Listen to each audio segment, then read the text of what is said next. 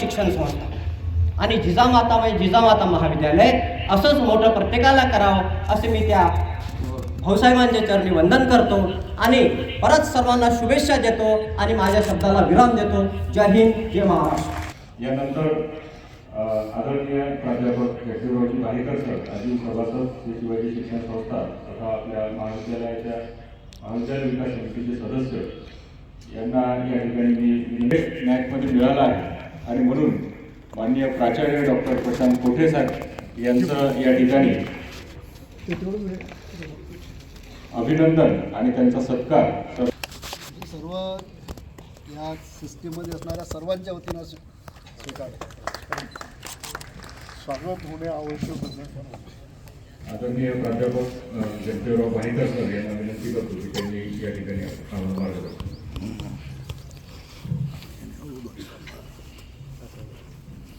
श्री शिवाजी शिक्षण संस्थेचे संस्थापक पूजनीय भाऊसाहेबांच्या चरणी सर्वप्रथम अभिवादन करतो.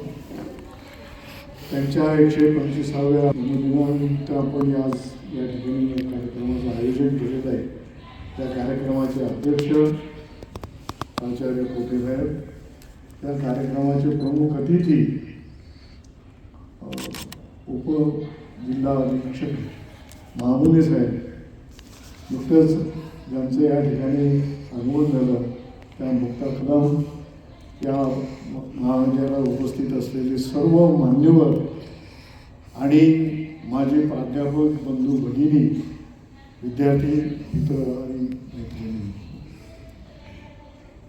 आपल्या सर्वांच्या जीवनामध्ये आजच्या कार्यक्रमाच्या निमित्ताने का होईना हा मोठा आनंदाचा, गौरवाचा आणि प्रेरणेचा असा क्षण आहे.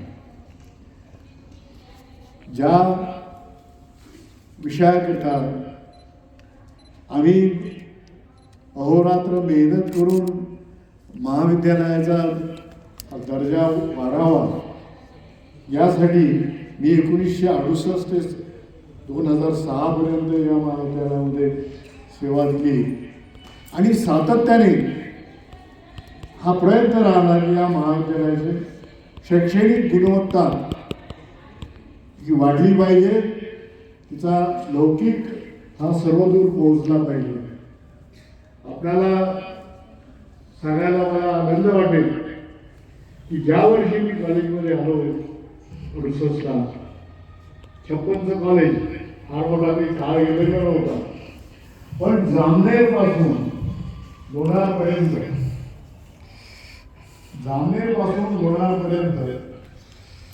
आणि या संपूर्ण मेहकर सिंदखेडराजा या भागातील विद्यार्थी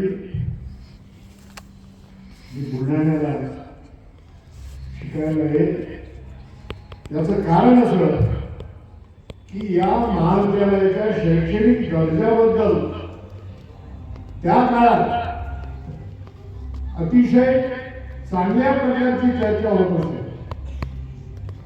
एक शिस्तबद्ध महाविद्यालय, चांगली शैक्षणिक गुणवत्ता या निकषावर लोकांची आणि या महाविद्यालयात प्रवेश घेणाऱ्या विद्यार्थ्यांची ही इच्छा असावी की मला जिजामातामध्ये शिकायचं आहे. मी तुम्ही सर्वांना आवाहन केलं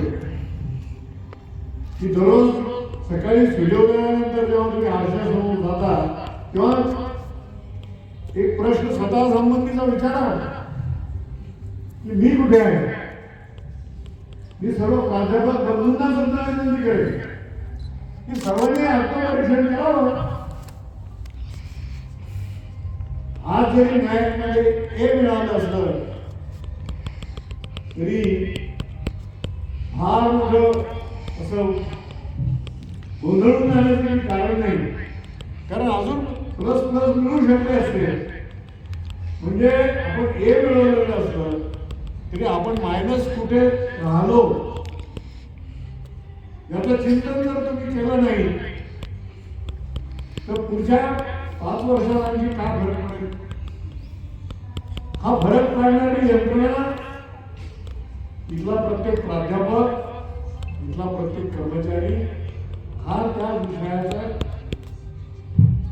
सहभागी असणारा एक घटक आहे.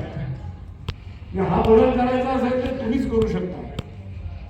शैक्षणिक गुणवत्ता जर या महाविद्यालयाची वाढवायची असेल, नॅकमधलं ग्रेडिंग जर या महाविद्यालयाचं वाढवायचं असेल, तर ते फक्त प्राध्यापक आणि नंतर या ठिकाणी शिक्षण घेणारे सर्व विद्यार्थी करू शकतात.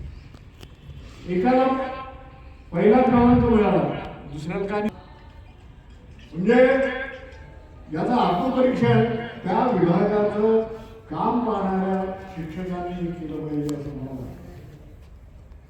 या कॉलेजची ख्याती संपूर्ण जिल्ह्यात नव्हे, संपूर्ण विदर्भामध्ये या कॉलेजची ख्याती होती.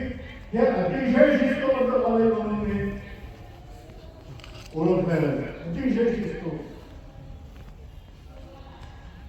महामने साहेब आपल्याला कल्पना नसेल, आपण मुलांना घेऊन गेलो आणि इथे प्राध्यापकांना सुद्धा 1 मिनिट या महाविद्यालयात उशिरा येण्याची परमिशन नव्हती. या महाविद्यालयाच्या परिसरामध्ये कोणालाही बिडी सिगरेट पिण्याची, पानं खाऊन वर्गात येण्याची परवानगी नव्हती. वर्ग वेळेवर सुरू झाला पाहिजे आणि वेळेवर सुटला पाहिजे. म्हणजे वर्गात 2 मिनिटं उशिरा गेलं तरी चालते. मला आता टॉपिक संपला आजचा, 2 मिनिटं उशिरा अगोदरच पिरियड सोडला तरी चालते. ही स्थिती